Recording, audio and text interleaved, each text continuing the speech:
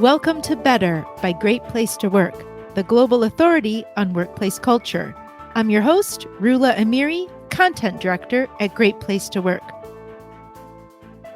Today's episode is all about learning, and my guest, Jayney Howson, SVP, Global Learning and Development at ServiceNow, made me think about learning much differently. We've always focused on what we're learning, but Jayney wants us to shift our attention to how we're learning. And so we talk a lot about the how. She believes that effective learning should be predictive, personalized, and available exactly when you need it, just like what happens when you watch Netflix. And this is all possible thanks to AI.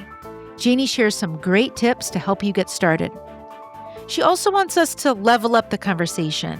This isn't about learning and development, it's really about transforming talent.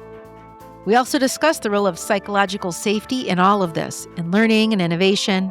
Spoiler, without it, none of this can happen well. Enjoy.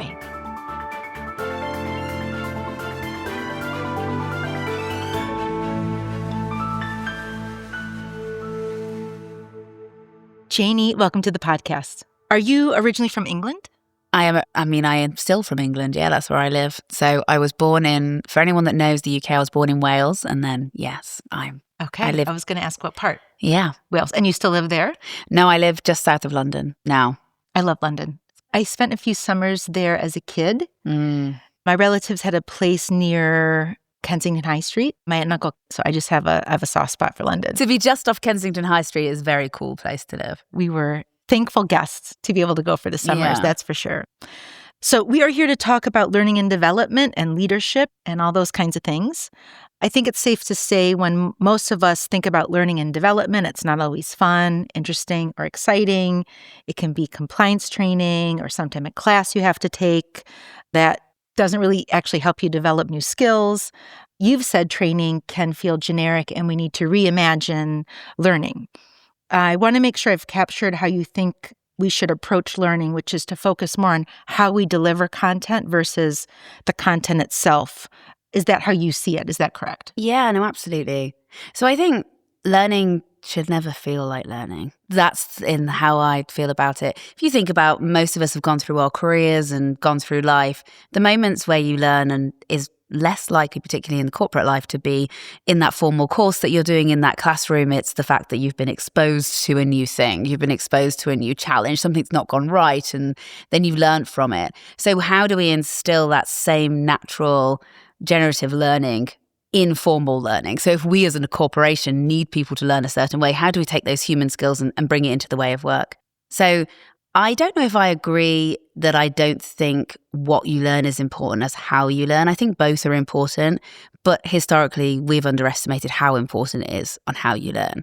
So that kind of concept of it being predictive, personalized, etc., bringing it to you so that you never have to go to the learning is there when you need it, I think is critically important. And then you add the context of the content for whatever the growth that human needs to go through. Right. You need both, for sure. You need both, yeah. I've heard you describe it like Netflix. I don't know if this is a pie in the sky or if you're saying this is how it can actually work, where it's personalized to me, knows what I like, it's what I don't like, it's going to make recommendations, going to engage me. Is that how learning and development is happening now currently, or how you see it? So for us, that's happening now. Okay. So I think there is still a huge part of the world, and particularly corporate learning, that is just, you've got a library of courses that you can take, go and search the courses that you need to take. But the truth is that AI now, in terms of skill recommendation, understanding of your current skills, your aspirations, the context of your job, that's all available within our data. You just need the power of a platform that be able to bring that information all surrounding you. So if you look at, as far as we're concerned, ServiceNow and ServiceNow University is the University of Jayney for me. So what I experience in that university is entirely different to what my friend Carrie might see and need on a day-to-day basis. So it does feel like a Netflix experience. It does know that I have shown a particular penchant for interest in agentic AI, so it will serve me up those recommendations. But it also can see that for the job I'm doing right now, the proficiency level I've got on a skill is a 1 and it needs to be a 4, so it serves me up that training too. So it really does deliver you that personalized experience. So if I'm a Gen Z employee and I work in sales and I live in India, I'm getting content that looks very different than yours. Yes. Yes, you should be. You should be. You should be, yes. Now, I think where we can continue to innovate, all of us, and I would say all of us in the learning space, in the talent transformation space, is to make sure that the content that you're providing can also be nuanced. So we provide bite-sized learning that's 2 minutes long because everyone has got a shorter attention span than they've ever had before. And we provide courseware that can take you 3 months to go through a journey. So we can do both of those things. I think what AI is giving us the ability to do, though, is to create even more nuances in that learning style. So I might find out, actually, you don't love reading a course at all, and you don't like watching a video, but you do love a conversation with an AI coach. So we'll make sure that that comes high up in your experience so that you can engage with that coach early on. How do you know that? Well, we can know that because you can tell us what your learning preferences are. So you can tell us, but also as the data models improve so we can see your experience, then we can just serve it up based on what your previous experiences have been. Just like Spotify, Netflix, exactly. Everything we do in our life. Everything you do in your life. And there is no reason, and I know that my incredible CPO would say the same thing, and so would my CEO, is there is no reason that we should be compromising on our experience in our work life to what it is in our personal life. Our job at ServiceNow is to make the world work, and you make the world work by meeting humans where they are across their full selves, and that's making sure that experience is replicated everywhere. You mentioned ServiceNow University, which I believe, again, correct me if I'm wrong, it's your umbrella for all things learning and development, and it's AI-driven, and it can suggest or match courses based on what employees want to learn, as you've just described. It can set career goals and identify skills gaps. So here's where I want to go, what skills do I need to get there, and then AI will curate that for me. What percentage of your people use ServiceNow University? So all of our employees are using ServiceNow University. And the reason I say that is because, ServiceNow University is the platform, does everything that you just said really eloquently. It's predictive, it's personalized, pertinent, so you get that coach versus getting your long-form learning, and it's delivered to you at the point of need. That is the home of things like all of our compliance training, as an example, is still delivered through that platform. But it's also the brand for anything which is peer-to-peer learning. We call them collabs. So groups of people learning from each other. It's all of our coaching, all of our mentoring, all of our sales training, all of our technical training, whether that be your sales onboarding or your day one training as part of your onboarding into ServiceNow. So at some point, all of our employees are within the ServiceNow University experience. Now, because we are obsessively delivering it at the point of need, it means that you should be getting something from ServiceNow University on a daily basis, like snippets of learning, short form learning delivered through our employee portal, which for us is called My ServiceNow. That learning is delivered to you all the time. So it's a difficult question for me to answer because it should be 100%, not 100% of the time. But right. Unlike a normal learning portal where someone has to go and find it and then search and you'll say, it's great, we've got 30% of our people learning on it. Every single employee at ServiceNow, and much wider than that in our full ecosystem, will be using the platform. Because it's embedded into how they do work. It's embedded into everything. Yeah. Are there any tips on how you encourage employees to use the platform, or it will find them, it will suggest things? So I think it's like any AI. It's an agentic powered platform. The more you use it, the better the experience will be. So the biggest tip is always that you are fully engaging with it. You're feeding into the machine that says what type of learning that you like, what skills you have, all of those things. So really leaning in to the experience is the biggest thing. I think for us, though, if I were giving tips to other people and then what's important for our team is that we make sure we are as agile as possible and we are in the context and the content of that learning. So people aren't going to take something that's not useful to them in their day-to-day job. So we do need to make sure that we've got a responsibility to make things useful too. Then they feed into the system and the better it can get. And at Great Place to Work, of course, our mission is to create a great place to work for all. And this platform should be doing that. It can do that. Can you share an example of how it has helped an employee develop skills they didn't have or find jobs they didn't know or find a job opening within the company? So all voices, everyone can rise and develop equally. Yeah, I love the for all messaging, and I think that's what we're all about. So the ServiceNow University concept is the university of you, so fully understands you. But the most important thing about that is then you create this credentials wallet. So this concept that you've learned all of these skills and now I can promote the fact that I've got all of these credentials that can help me move around the company, and it's completely democratized. So that can be internal, external. You can post it on LinkedIn, you can post it on social. So although we want people to move around the business, and there's so many examples, we've got some fantastic early in career examples. People come in thinking they want to grow up in sales and then end up in HR or end up in product development, end up in AI dev, and the ability to build their profiles on ServiceNow University and promote themselves. Like, I'm a very, very strong believer that no one's going to set your path for you. You have to create your own path. But what ServiceNow University does is give the ability to have that wallet that they can kind of take around with them. And we've got so many examples of that, but not just within our company, externally as well. So ServiceNow University is open to our whole ecosystem, and it creates that true mobility. So everyone is welcome and everyone can grow. We can unlock everyone's superpowers, unleash all their potential. All of those great things that we talk about is true because of skilling. What would be in someone's wallet? Give me an example of what is being a credentials. So yeah, it would exactly. be a thing like, so for example, right now we've got thousands of people right now today taking our agentic micro cert. So completely free. You can go onto the website, you can take your certificate, you do a sequence of courses, you come out of it with a badge that says that you have an agentic badge. Like how to AI essentials, how to use that essentials badge, that then embedded in that is a number of skills. So that says you know how to use AI, you've got experience in understanding prompt engineering, etc. All is embedded in that badge, and then you can take that around with you. So it's kind of like a currency in your wallet for your career. Got it. Okay. But you'd have hundreds of those badges. Yeah. There's thousands of courses on the platform. Every single one of those courses are credential. And you can publicize that externally on your Publicize LinkedIn. it externally, LinkedIn, wherever you want to social. go. Yeah. Any tips, lessons learned, things that didn't work for other people who maybe are listening and getting inspired to do something similar? This is a massive undertaking. Obviously, it's using your technology and you know, not everyone is ServiceNow has a resourcing capability, maybe budget.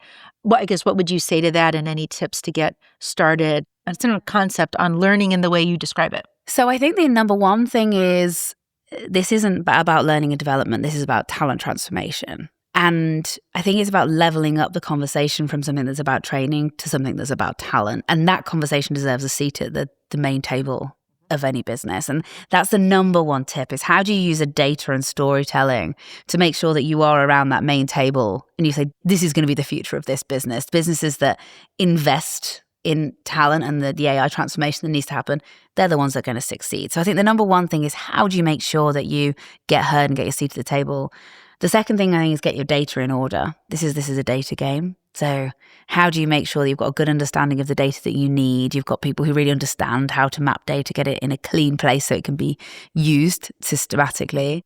And then the third thing is invest in the right technology. Like, having the right technology stack that means work can flow easily around and transform your talent is so important. So I'd do those things. It doesn't need to cost the world. You just need to get started.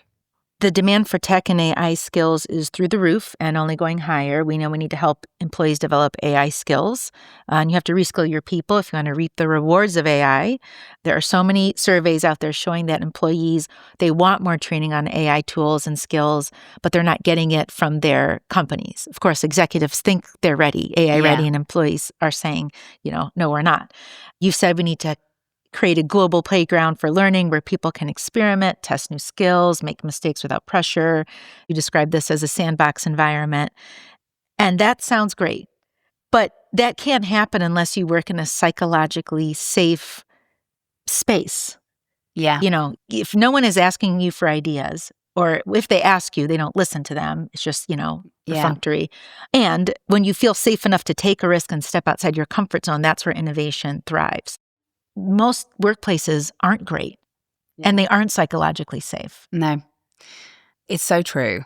I strongly believe that in order for this level of talent transformation, skill transformation to happen, we do have to create a playground for learning. I think a playground is the best epitomization of the space that you need to create. You need to create that world within a world where people feel safe to be outside their comfort zone. The reality is that leaders have got to take accountability for creating that space, and that takes a ton of their own courage.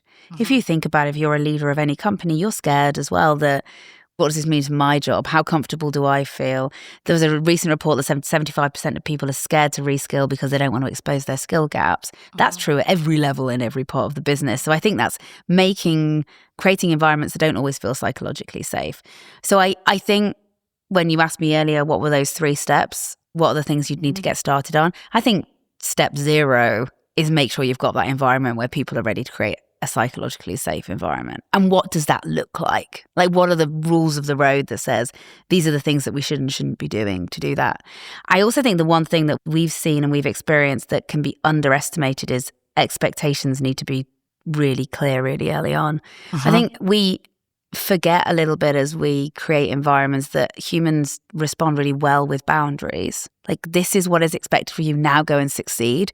That's a really critical space. And sometimes we can just miss that point. Whereas if we just said, we do expect you to use AI every single day in your job, then people are like, okay, great, I'll go and do it. If they're not sure whether they're meant to or not, that creates that sense of psychological unsafety because they're not sure when they're going to be succeeding or not. So expectations, super important. Yeah, absolutely. And I would say the point 0 is create a high trust workplace. Yes. That's the foundation. So I think that's the point I think that we're making, is that you can't have high agility, high innovation, which are essential to AI, unless you have a high trust workplace. Yeah. And where falling over is celebrated and you just brush people's knees off and they get up and try again. It has to be an environment where you can fail, where perfection isn't the only thing that's celebrated. And I think I'm totally with you. High trust is number 1 for this level of change. It's the only way. We talked with Amy Edmondson on this podcast, and she said something that stuck with me, which is not taking a risk is also a risk. Oh, so much. It's the bigger risk. It's the much bigger risk. Yep. It's just a much bigger long-term risk. There's a really beautiful book called 10-10-10. And the concept is, like, when you're making a really big decision, consider what the impact is in the next 10 minutes, the next 10 months, and the next 10 years. And as leaders, sometimes we can be at risk of only thinking about the next 10 minutes and sometimes the next 10 months. But that point, Amy's point in terms of risk, that long-term risk over 10 years is exponentially higher by doing nothing, but it feels incredibly scary in the next 10 minutes. So if as leaders we can all just step back and say, if I were to think 10-10-10, you always should be aiming on that longest term one, and what is the safest thing for me to do right now? In this world, there is no option but to lean into this change, create an environment where we can all fail fast and move on. But you would agree most leaders don't subscribe to this notion that you're describing of. No. Yeah. It's hard. Why is that? I think because everyone has their own personal fears. We're all humans at the end of the day. And there's much further to fall the higher up that you go. It's like it hurts a lot more when you fall over as an adult than a child, doesn't it? There's a reason we stop playing at a certain age. And I think that's the same in leadership as well. And I think we all have a combined responsibility to create environments where everyone feels they've got that safety to fail, including the most senior leaders in the business. How do we hold them up to create an environment for such rapid amount of change? I mean, it's a big ask, isn't it? But I think it's the fundamental thing that will be the successful failure of any business, is leaders willing to create those environments. And our data backs up what we're saying. Employees are 250% more likely to say their organization quickly adapts to change if they believe their company celebrates trying new things, even if they fail. Yes. So executives, they respond to data. Yes. So you've described the why, and this is the result of that. Your people will be agile. They'll adapt. They'll have new ideas if they believe we can try new things without fear of failure. Yeah. They have to have that. Totally. And then what are the stories and the symbols that we can send out that tell that story? And I think that sometimes we're looking at our C-suite and saying, what do they do? But there are so many people in organizations that have the pen on many of these things. Like if you're owner of the content, or if you're owner of the marketing, or within PR or internal comms, there's so many different teams that create that environment. So what if the stories that we start to tell are the stories of experiment? What if the symbols that we do is when we promote people who've been seen to try something that didn't work out perfectly, they're the people that get promoted? Those symbols and stories, I think, are really important to create those environments of safety. Yeah, that's a great takeaway.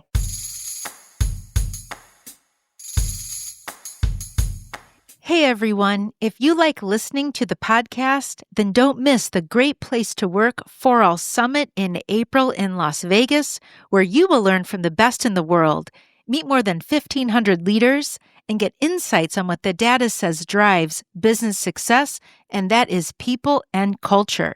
I promise you'll leave inspired and ready to transform your workplace. Use the code BETTER to save 20% off registration. Link and code are in the bio. Don't miss out, and I'll see you there.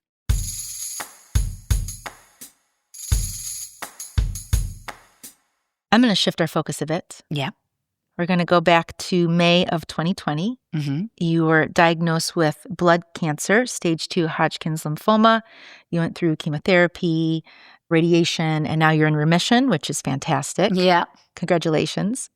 You're now 5 years out. Mm-hmm. How has that experience changed your leadership? I'm sure it's changed you as a person, which is also going to impact how you lead your people. So, I mean, number one, I'm so blessed that I am in remission, and I know that's not everyone's story, so I'm always conscious of that. But yeah, it fundamentally changed me as a human and as a leader. It's one of those clubs you don't want to be part of until you're in it and you realize it's got the best people in the world in it. And I learned a lot from the experience. And I think there's a few things. I think number one, there's just a very obvious one, but your wellness is so critically important. And I think sometimes you can be so hyper-focused on delivering in your job, delivering in your team, delivering your mission, that you can miss that fact that you need to look after yourself. And I think a leader that shows that and shows that you need to take care of yourself, your physical and mental health, I think is really important. So I think it changed how I turn up as a leader in that way. I have a beautiful book that I was given when I was just after I was diagnosed called The Boy, the Mole, the Fox and the Horse. It's a beautiful book. It's British, but it's very, very famous. It's a book of illustrations. And in it, there's a phrase that says, imagine how we would be if we were less afraid. And I think when you look death in the face, which anyone that goes through a cancer diagnosis does, it makes you realize that you just don't have time to be afraid. And it makes you such a better leader if you're less afraid. If you create an environment where you feel psychologically safe, where you can take risks, where you lean on your team, where you create a space for other people to be the best version of themselves and it not be about you, because you're not afraid of your own personal brand, your own personal success, you're all for the mission, all for the people, then that's how I behave when I'm less afraid. And that's what I learned from that experience is I am less afraid because it's so much bigger than a job. This is about Of course, life. this is life. Yeah. Yeah. And I think for me that I hope I'm still on my own journey and I still need to continue to be a better leader every day. And I learn most about being a good leader from the people above me, but mainly from the people I lead. And I think, how do you create that space where they can feel less afraid, where you can feel less afraid? And I think, if anything, I want to come out of that journey is that. You've talked about the importance of being comfortable being uncomfortable. Yeah. Did you think this before your cancer journey? Was this your mindset and philosophy, or did it make you become comfortable being in the unknown? So I think it's probably something I've always been. I like to say I have an ounce more courage than I have fear. I think it's a very sensitive balance that anybody has. But I know I've got all of my growth outside my comfort zone. But I think when you get something happen to you, like a diagnosis that comes out of the blue, what it does teach you is that you will get through it in whatever way, whatever the outcome is at the end. We have an incredible ability just to figure it out as humans. Mm-hmm. And not just me as the person who was diagnosed, but the people around me, the team that I had to kind of drop all the work on because I had to go and start having treatment. My husband that has to go and have to look after an 18-month child on his own. Those sorts of things and people just work it out and they come out much stronger on the other side. So that concept of being forced outside your comfort zone and you grow is incredible. So I did think after that, how do you create those environments where without some terrible diagnosis happening or earth-shattering thing that you are outside your comfort zone and you can learn, which is this whole concept of this playground. And then another thing happens. So my daughter I've got 2 children. I've got a 2-year-old and a 6-year-old. And my 3-year-old, she was 3 at the time, and we used to go to this park every single day. There was these monkey bars. I never know if that's a British phrase or We have it. Monkey bars, okay. Yeah. And she always avoided them because they were just out of her reach. And then one day she was like, I'm going to give it a go. And over the next 6 months, she became incredible at the monkey bars. And I was like, this is the epitomization of being outside your comfort zone, because it was perfect. They were just outside of her reach, but she could see getting there. She had a fairly responsible grown up overseeing it to make sure nothing terrible happened. The ground was pretty soft. She had friends around her who were a little bit better, who made her think that she could go a bit harder. She had people cheering her on. And then she comes out stronger and more confident and happier. That is what you create. That's the work. sandbox. That's the sandbox. That's the playground. That's what we as organizations and leaders and learning leaders, particularly, or transformation leaders, need to do, is create that environment which is someone's monkey bars just outside their reach that they wouldn't be able to do usually. It's like a world within a world where you can stretch yourself. And I think if any of us reflect on anything big that's happened in our life, anything incredibly hard, we always survive. Pretty much always come out stronger. We do, but it's when we're forced into it, when there's a crisis or a problem. We don't do it by choice. We don't do it by choice. Yeah. And that's why that whole point you just said about psychological safety is it takes a huge amount for someone to go, are you sure? Are you sure it's okay for me to make this risk now? Because it feels like it would probably be safer for me just to carry on as I am. So you create that world within a world where people can stretch themselves.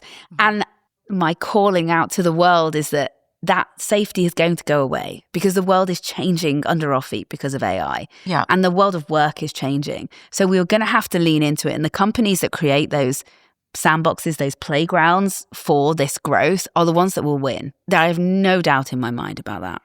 100%. Yes, our research would support that for sure. Yeah. What advice would you go back and give your younger self? Do you know what? I love this question, but I wouldn't. I just wouldn't. I'd let her figure it out because she's going to be great. I had somebody showed me this image once that they had an image of themselves as a child in their pocket. And when something went well, they went, you did it, girl. You did it. And I just think she's going to be fine. She'll figure it out. Yeah. Yeah. And she did, clearly. And she did. Yeah. And we all do. And she's still figuring it out. She's just still figuring it out. I hope my 10-year in the future would say the same thing to me. And actually, I get a little bit scared if my 10-year in the future wouldn't say that because then I'd start questioning myself. But I just think that's where danger is when we start questioning it. So yeah. It's going to be grand. Do you have a hobby or a passion project that gives you energy or something you want to learn? Yeah. That's on your to-do list in life? I'm mainly just obsessed with people. I just love people. I just love meeting new people and learning their stories. I always say my mum should have been a spy, except she would have revealed all the secrets. But my mum could go in a taxi with someone for 5 minutes and get their life story. Everything. She's incredible. She'd know she'd know their inner secrets, the thing they got shame about. She's amazing.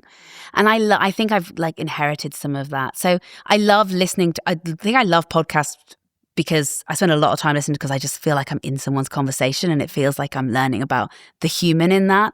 So I do love, that's my passion project, but also just getting to know people and watching people fall in love with themselves. I love it. I love the idea that you can you can have conversations and you feel somebody spark joy in their ideas and their thoughts and watching that happen, even if it's somebody in the coffee shop. I love when you make relationships with someone at a coffee shop and you're like, oh my gosh, it's the best coffee I've ever had. And they're like, oh, thank you. And then they feel a little bit of spark.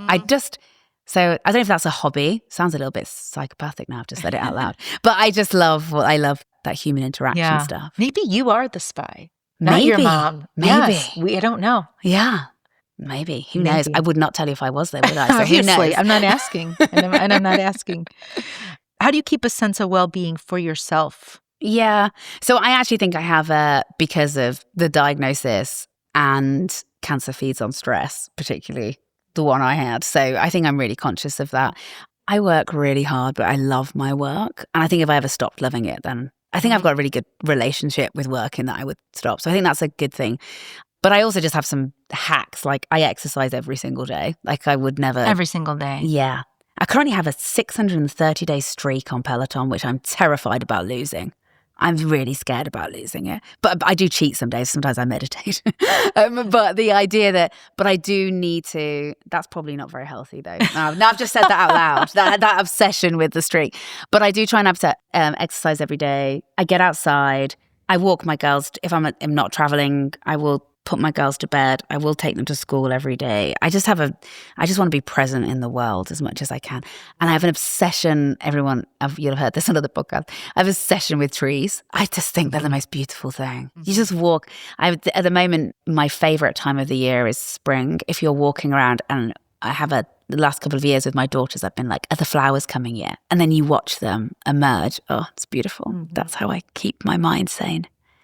I'm going to ask you for a book or a podcast you recommend, but one podcast I recommend, it's a certain episode. Not to be a downer, but it's Anderson Cooper's podcast. I think it's called All There Is, and it's on grief. Mm. And he had Andrew Garfield on, and how he talks about trees. So Andrew Garfield, his mom passed away, and he talks about the power of trees and healing him. Oh. And nature. It is really powerful. Oh, I'm going to listen to it. Yeah, it is uplifting. This is a true fact, I promise. I woke up the day after. The way I was diagnosed was not great. It was beginning of the pandemic. Things had gone a little bit wrong in the system. So I kind of found out by accident. It wasn't great. So I woke up the next morning and it was all a bit turmoil, as you can imagine. And I was sad. I was making a cup of tea and looking out the window, and I had this flat that had beautiful, look over the British countryside. It was beautiful. And I thought, do you know what I'm going to miss? I'm going to miss my husband. I'll miss my baby if this doesn't work out. But I'm just going to miss how beautiful those trees are. And they were just so beautiful. And it's like I'd never seen them before. And I just think there's this kind of, I do believe in that, the healing fact that there's just this longevity in it, and just really grounds you in how small you are in the world. Mm-hmm. It's just beautiful. I'm going to listen to that podcast. Yes. I'll send you the episode. Yeah, it's really good. What did you want to be when you grew up? I wanted to be an actress. And I think I'm still pretty much doing that. I did Bugsy Malone when I was a kid, and I can remember being on stage and doing the squirgy gun thing at the end and thinking, I've never been this happy in my life. Oh my God. I was just like, I'd never been so How old were you? happy. I was like 11. And I think I'd been pretty unhappy, but I was just so happy. And people were clapping and we were all having fun. I was like, oh my God, this is how it needs to be. And I don't know if it was as much the acting or the delivering something beautiful as a team and being part of something incredible. And I actually think we just made the audience so happy. And I just loved that. So, and I think I have brought that into my life. Yeah. I hope. Yeah, I would agree. I'm sure you do. You've mentioned a couple books already today. You mentioned you really like podcasts. Yeah. Is there another book or a podcast you'd recommend to people? So many. So Song of Significance, Seth Godin's a really, really good book. It's all about, do you know when the queen bee gives birth to the next queen bee, she knows that she needs to leave the hive. So what they do is, just before it hatches, the queen bee takes 10,000 of their bees, leaves the hive, and then leaves the hive that they had set up for the new queen bee to take.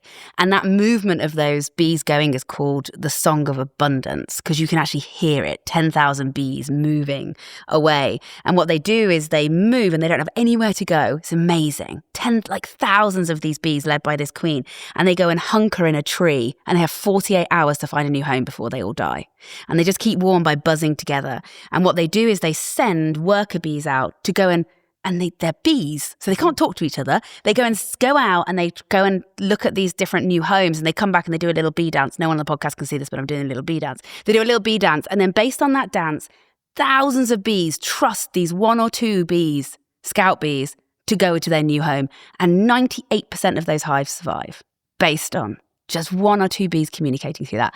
And that is what powerful leadership looks like. That's what leading through change is like, this one hive of individuals who are believing with a purpose and having faith in these people to go and find the future, who are testing it and failing. And the whole book is about what does that look like in leading cultures inspired by bees, which are incredible. So there you go. That's a great book. Have I sold it? You are in the right career. Well, we started talking about leadership and we'll end there. Thank you, Jayney. It was great to have you on. I really enjoyed the conversation. Thank you so much. Thanks for listening. If you enjoyed today's podcast, please leave a 5-star rating, write a review, and subscribe so you don't miss an episode. You can stream this and previous episodes wherever podcasts are available.